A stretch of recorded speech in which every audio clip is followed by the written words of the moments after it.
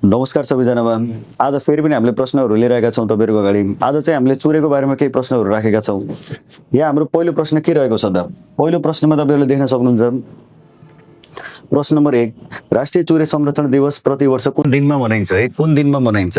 कुन दिनमा मनाइन्छ भनेर हामीले सम्झिनु पर्दाखेरि पहिला सुरुमा के बुझिराख्नु भन्दाखेरि चुरे भनेको एउटा संरक्षण गर्ने एउटा क्षेत्र हो हैन। त्यसपछि यसले गर्दाखेरि हाम्रो के हुन्छ, वातावरण पनि सन्तुलित हुन्छ। त्यही भएर हामीले के गर्नुपर्छ भन्दाखेरि असर पार्नु हुन्न के चुरेलाई। चुरेलाई असर पार्नु हुन्न। चुरेलाई असर पार्नु हुन्न, त्यही भएर असार भनेर सम्झिनु है पहिला। असार भनेर सम्झिराख्नुहोस्।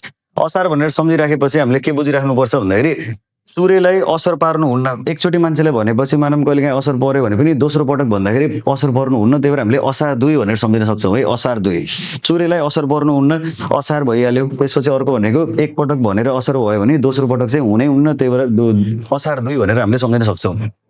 दोस्रो प्रश्न रहेको छ हैन। प्रश्न नम्बर 2, विक्रमसम्म 2083 मा मनाइएको जुन राष्ट्रिय चुरे संरक्षण दिवस छ, कतिऔं दिवस हो त? कतिऔं दिवस हो भनेर तपाईलाई प्रश्न सोध्न सक्छ। यसलाई तपाईले के सम्झिनुस् भन्दाखेरि चुरे भनेको हामीसँग एउटा छ। यसलाई चाहिँ असर पार्नु हुन्न। र हामीलाई के थाहा छ भन्दाखेरि असारको 2 गते त हामीले के गरिरहेछौँ? असारको 2 गते त हामीले चुरे मनाउने हो नि त हैन, चुरे संरक्षण दिवस भनेर। त्यही भएर तपाईले के सम्झिराख्नुहोस् भन्दाखेरि 12औं चाहिँ तपाईको यो दिवस भनेर मनाइएको थियो 2083 मा। हेर्नुस् है, मैले फेरि रिपिट गरेँ यसलाई। चुरे भनेपछि एउटा छ। चुरे एउटा छ, नत्र तपाईले के सम्झिन सक्नुहुन्छ भन्दाखेरि चुरे एउटा भयो। चुरे एउटामा चाहिँ तपाईहरुले असार 2 लाई जोड्नुस्। एउटा चुरेमा असार 2 भनेपछि तपाईको के हुन्छ? 12 हुन्छ। यो चाहिँ यसको क्षेत्रफललाई पनि गनिन्छ हैन। यसपछि हामीसँग प्रश्न नम्बर 3 रहेको छ। प्रश्न नम्बर 3 मा चाहिँ चुरे क्षेत्रले नेपालको कुल क्षेत्रफल कति प्रतिशत भाग ओगटेको छ त? क्षेत्रफल कति छ भनेर सम्झिनु पर्दाखेरि अहिलेको चुरे संरक्षण दिवस 12औं हो के 12औं। त्यही भएर तपाईहरुले क्षेत्रफललाई पनि 12 सँग जोड्न सक्नुहुन्छ के। कसरी सम्झिनुस् भन्दाखेरि चुरे हामीसँग एउटा हो, यसलाई बचाउनै पर्छ र 2 गते चाहिँ हामीले के गर्छौं? मनाउने गर्छौं। क्षेत्रफल भनेको यसको करिब 12% छ। र 12% मा पनि के सम्झिनुस् भन्दाखेरि हामीलाई चाहिँ हाम्रो नेपालमा चाहिँ कतिवटा जिल्ला छन् त, कतिवटा प्रदेश छन् सरी है, कतिवटा प्रदेश छन् भन्नु पर्दाखेरि त 7 वटा प्रदेश छन् नि त।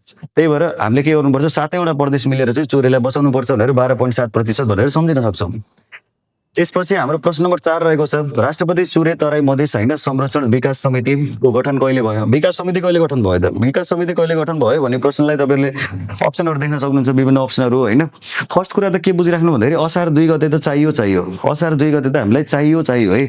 असार 2 गते चाहियो भनेपछि अब हामीले के बुझिराख्नु पर्छ भन्दाखेरि एउटा चुरे हो, त्यसलाई 7 वटा प्रदेशहरुले मिलेर जोगाउनु पर्छ।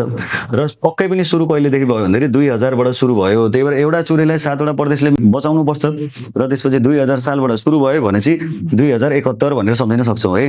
यो पनि तपाईहरुलाई काम लाग्न सक्छ। त्यसपछि हामीसँग अर्को प्रश्न रहेको छ। प्रश्न नम्बर 5, चुरे पर्वतको सबैभन्दा अग्लो भाग कैलालीको गारबा भन्छ हैन, 1872 मिटर भन्छ हैन। कैलालीको गारबा भन्ने ठाउँ चाहिँ 1872 मिटर भनेको सबैभन्दा तपाईको हाइटमा छ। यो एकदमै हाइटमा छ। तर चुरे पर्वत श्रृंखलाको सबभन्दा कम भाग कता हो त? कम भाग, थोरै भाग। कमलाई तपाईहरुले अब के बुझ्न सक्नुहुन्छ भन्दाखेरि तल्लो भाग भन्न खोजे हो, तल भन्न खोजे हो। के भन्न खोजे हो? तल। तल भनी तपाईहरुले अब अप्सनमा खोज्नुस्। यहाँ छ त तल, कतै छ तल। तल भन्ने दुईटा अक्षरहरु तपाईले कतैबाट मिलाउन सक्नुहुन्छ तल। यहाँ त छ है, त छ। यहाँ हेर्नुस्, त अनि यहाँ के छ? ल। तल भन्नेबित्तिकै तपाईहरुले ललितपुर भनेर सम्झिनु पर्छ, ललितपुर। त्यही भएर हामीले के बुझिराख्नु पर्छ भन्दाखेरि तल भनेपछि कम भनेपछि तल हुन्छ, कम भाग भनेपछि होचो भाग हो, होचो भाग भनेपछि तल भनेको ललितपुरमा छ। त्यही भएर ललितपुर चाहिँ रहन्छ यसको राइट आन्सर।